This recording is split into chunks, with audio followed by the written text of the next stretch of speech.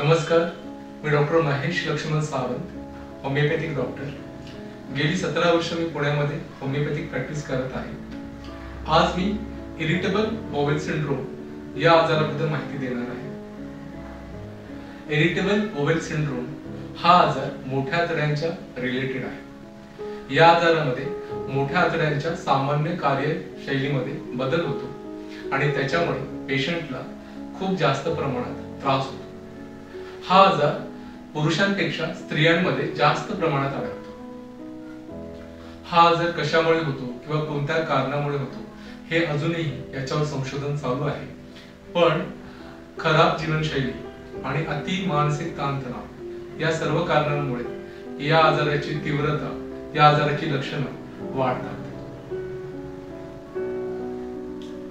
आता ह्या आजाराची आपण लक्षणं समजून घेऊया.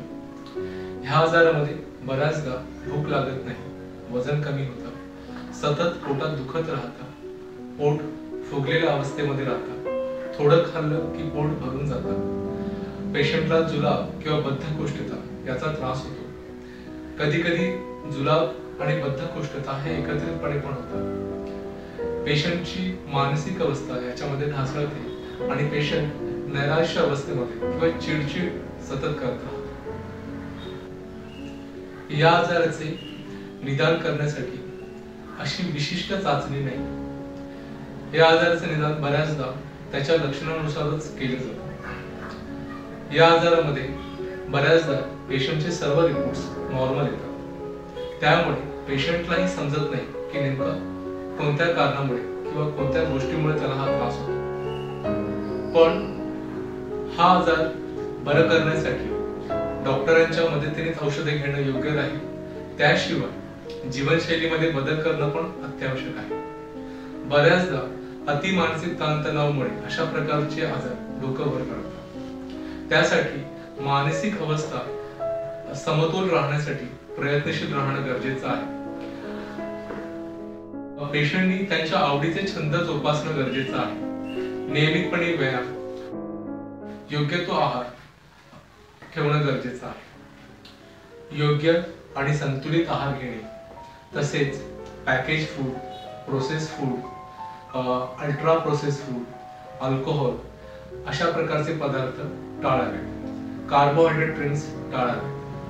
बऱ्याचदा उघड्यावरचे किंवा हॉटेलमधले पदार्थ यांच्यामुळे पण ह्या त्रासाची लक्षणं आपल्याला दिसू शकतात. तर अशा प्रकारचे पदार्थ आपण टाळावे. होमिओपॅथीमध्ये अशा प्रकारच्या आजारासाठी अतिशय उपयुक्त आणि प्रभावी उपचार आहेत. होमिओपॅथीमध्ये पेशंटच्या लक्षणांव्यतिरिक्त पेशंटची मानसिक अवस्था जाणून घेतली जाते. पेशंटची मानसिक अवस्था, पेशंटचे मानसिक ताणतणाव, जीवनशैली या संदर्भात पूर्णपणे माहिती घेऊन पेशंटला औषधोपचार केला जातो आणि त्यामुळेच IBS सारखे आजार पूर्णतः बरे होऊ शकतात. बऱ्याचदा पेशंट ऍसिडिटीसाठी स्वतःहूनच घरगुती उपचार करतात, स्वतःहूनच औषधे घेतात डॉक्टरांच्या सल्ल्याशिवाय, आणि त्यामुळे पण अशा प्रकारचे आजार होऊ शकतात.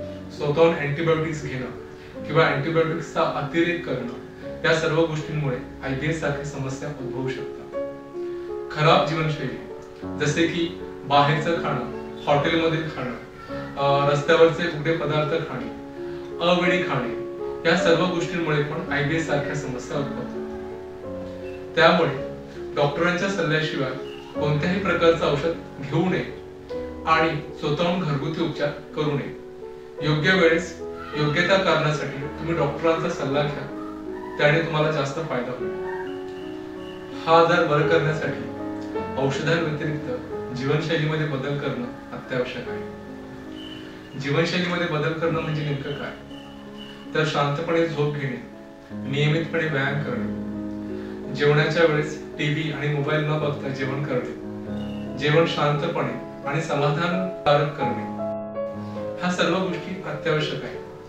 त्याशिवाय मानसिक संतुलन, मानसिक अवस्था चांगली ठेवणे, जे काही आपले छंद आहेत ते जोपासणे आणि जीवनाचा भरपूर आनंद घेणे, मानसिक ताणतणाव कमी ठेवणे, मानसिक स्वास्थ्य जेवढं चांगलं ठेवता येईल तेवढं चांगलं ठेवण्याचा प्रयत्न करणे, आणि यामुळेच अशा प्रकारचे आजार कमी होण्यास मदत होईल.